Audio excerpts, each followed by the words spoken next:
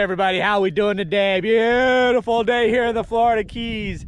May look a bit gray and dreary, but actually we got our first rains today in I think months.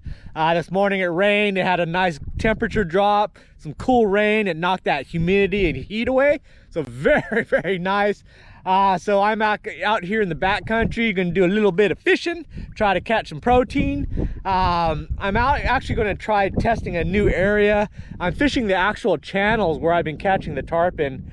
As I've been coming through and looking for those tarpon, I'm seeing these little humps in the channel that are holding a lot of really nice mangrove snappers. So I figured I'd come out here, chum them up and see what happens. Got a little bit of the different winds today, plus the overcast, so they might not be around. When I'm seeing them, it's like flat, calm, clear waters, so we're gonna have to see if that affects things. But otherwise, that's the plan. Get back to some fishing. Oh, the All About the Bait store has been killing me. Busy, which is a good thing, but tough on the fishing. Plus we had a little bit of a windy streak going there. I think we have 1 or 2 more days where it's a little bit sketchy windy, and then it goes flat calm for like as the foreseeable future. So it's going to be a nice end of April. So anyways, let's see if we can catch something. So what we've got, it's kind of hard to see because it's cloudy and plus it's high tide right now, but there's an actual channel cutting through here and S-ing around. Now, mostly these channels on the inside flats areas are basically just sandy bottom all the way through. But in certain areas like where I'm at, there's humps, and they create these like breaks that are weedy. They got little humps that come up, so that current kind of hits them, goes over it, and it creates a little eddy on the bottom, and that's where I see these mangroves staging up here. So I'm just gonna put the chum bag out, got it defrosting, and see what we could chum up. I'm already seeing some snappers kind of kicking through there. I saw a big old school of yellow jacks come through, and I believe we'll probably see some ballyhoo swarming back there. Yeah, I can see like a bunch of mangroves already, so that's a good sign. But I want some good chunker ones, but hopefully those will show up, and those will tend to be farther back and along the bottom where all these young and dumb juveniles are going to become right into the chum slick. Probably even see some tarpon coming up, lots of sharks, lots of cudas, but should be a pretty action-packed day. Look, all these yellow jacks. Whoa, whoa.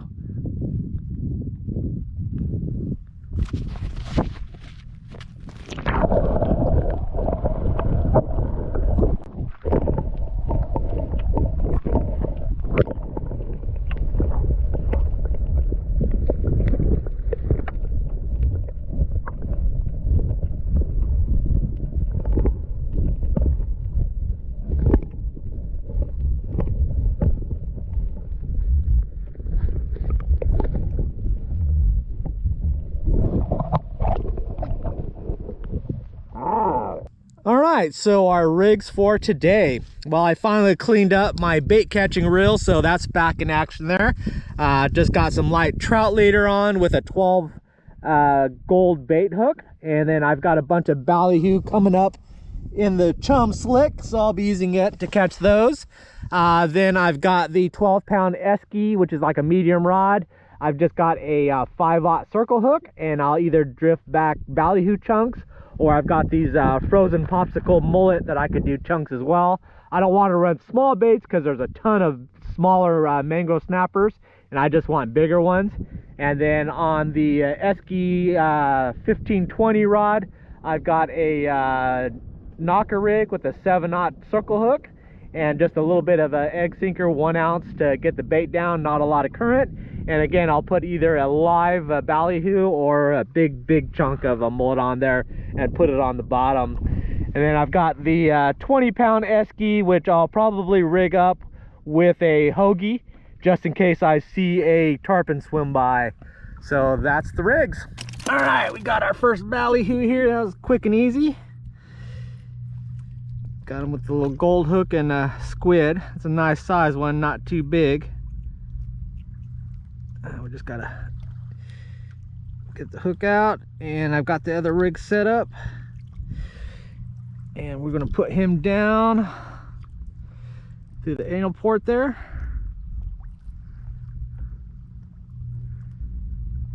This should go pretty quick, I think. I've seen some decent mangroves, so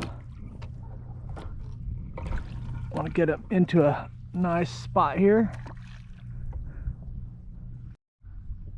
All right, I think one's got it.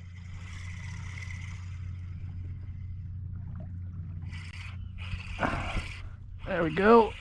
Oh, and let it go. Dang it. All right, there we go. It's on a mangrove chunk on the bottom.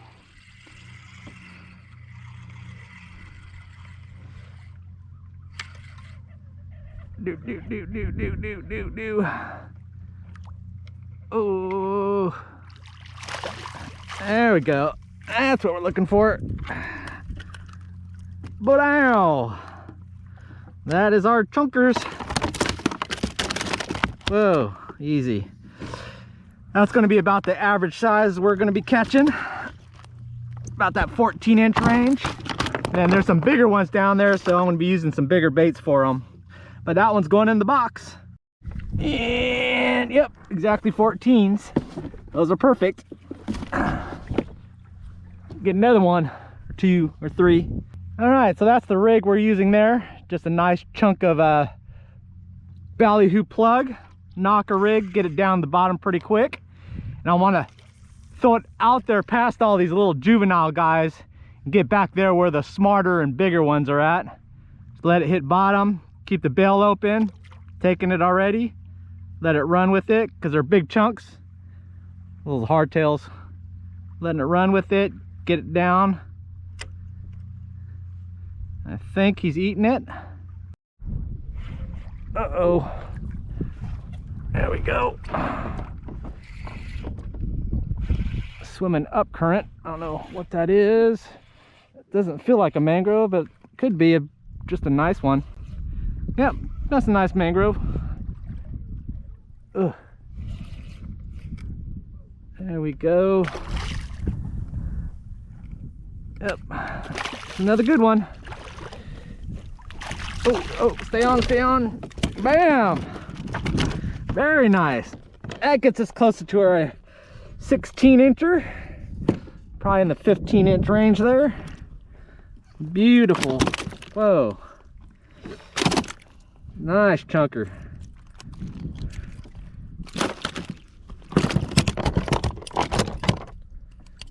Stay in the kayak.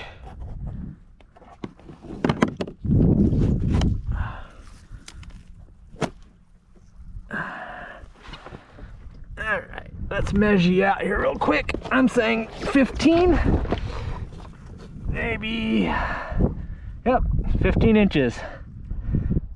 Perfect. Alright, that's another one in the box. Got a 14, a 15. We'll try to end the day with a 16. Alright, there we go. Getting our ballyhoo on. That's a nice chunker, so I'll make good chunk bait there. There we go.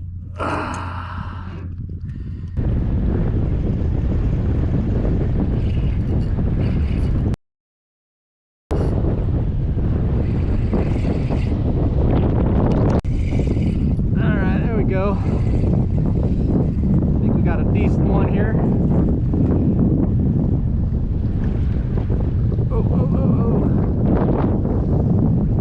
Around this side. And good one, but not our 16. I think another 15er. Never know though. He'll be our keeper though. There we go. Oh, I don't know. That's pretty good. I still think the 15er though. Alright, what do we got? Getting closer. That's probably about 15 and a half. We'll take them though. I don't know if I'm gonna get my 16er. And I think one's eating it. It's running with it, it's taking it.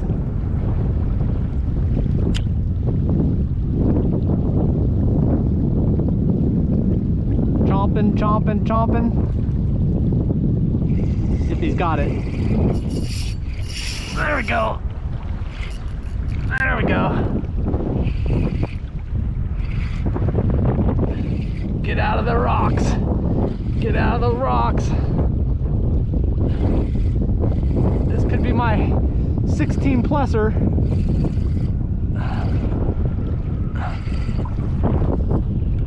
Ooh.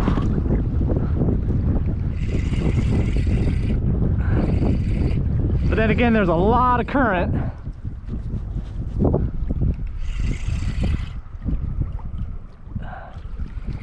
Come on up, baby.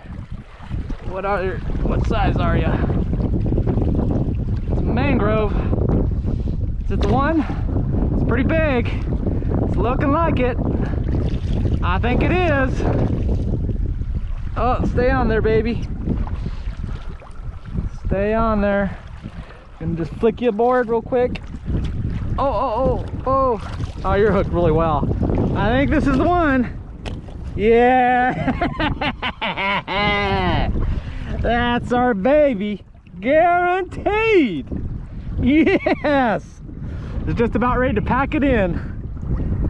Gotcha. Let's see if we got him. That's 14. Yeah, we got him. 16, baby. Nice. All right, so we got our 14, 15, 16. In the box you go. If you'll fit. It might not fit. Not gonna fit. Don't jump out. Get in there. There we go. Nice. All right, I caught enough for a couple dinners. I need to get out of here. The tide is ripping. I'm actually dragging anchor, and I need to get back before the flats get too shallow. Otherwise, I won't be able to make the crossing for another 3 or 4 hours. So let's get packed up and out of here. And here's our bounty for the day.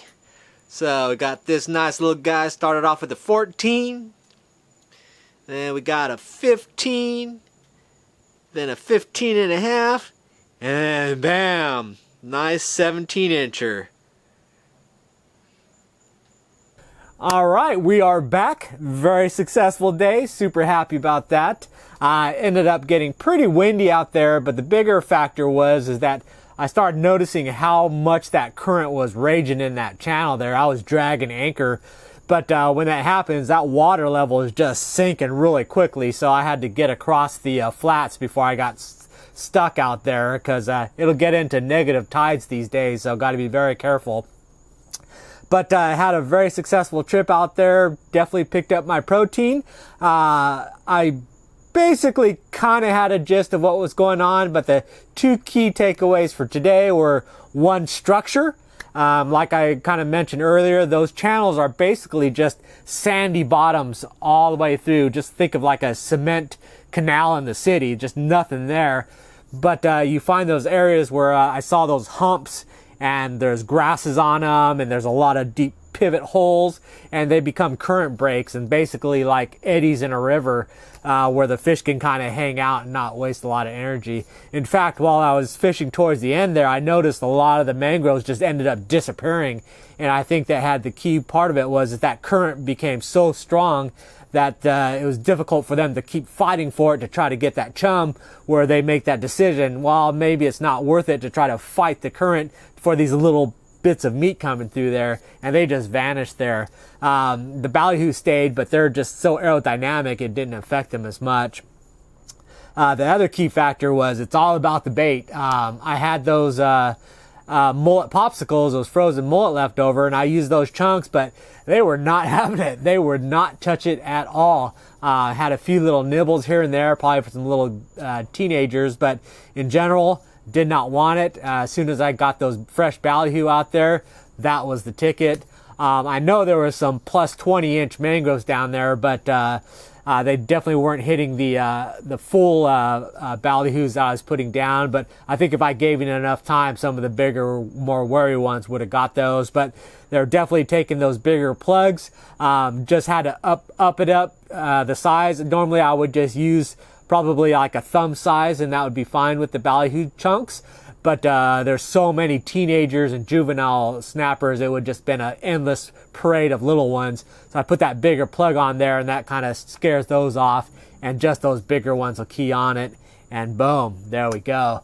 So anyways, I'm gonna clean these guys out. I think I'll do another video for tomorrow about what I do with them once I figure it out. But anyways, thanks for watching, and I will see you next video. Bye.